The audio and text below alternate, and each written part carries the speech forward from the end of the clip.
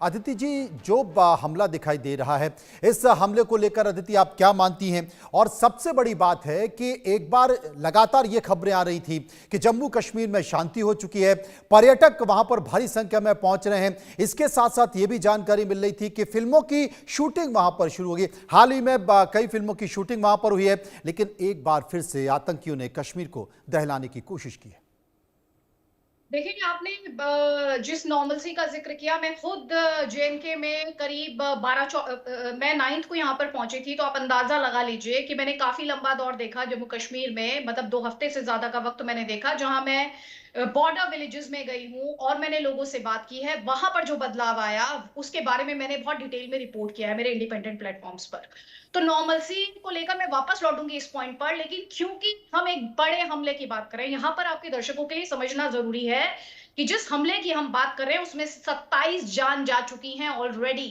तो ये जो सोर्सेस अदिति, बेस्ड संख्या बढ़ इंफॉर्मेशन आ गई रही है, है अब कि ये संख्या 28 हो चुकी है। जी। जी, उसमें एक क्रिटिकली वुंडेड हैं। हम्म। उनको लेकर मेरे पास अभी लेटेस्ट अपडेट नहीं है, लेकिन 27 लोगों की इसमें जान जा चुकी है, एक क्रिटिकली वुंडेड है, इसके अलावा 11 लोग हैं जिनकी हालत खतरे से बाहर बताई जा रही है। हम्म। आपको ये समझना होगा कि ये बहुत बड़ा आतंकी हमला है इस लिहाज से कि 28 लोगों को उनका रिलीजन देखकर मारा जाता है। इसके 4 दिन पहले जनरल आसिम मुनीर, जिन्हें मैं मुल्ला मुनीर कहती हूँ क्योंकि वो खुद को हाफिज़ कुरान कहते हैं, और वो ये कहते हुए देखे और सुने जाते हैं कि पाकिस्तान क्यों बना, पाकिस्तान वजूद में क्यों आया, हिंदू और मुसलमान साथ नहीं रह सकते।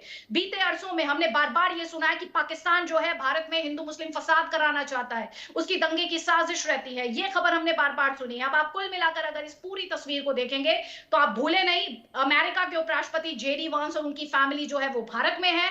तो एक कोशिश जो इंटरनेशनल मीडिया है उसमें अपने लिए स्पेस बनाने की है।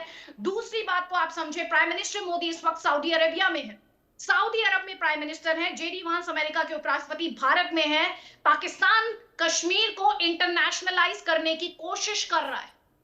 इस बात को आप समझिए, ये सिर्फ एक कोइंसिडेंस भर नहीं है।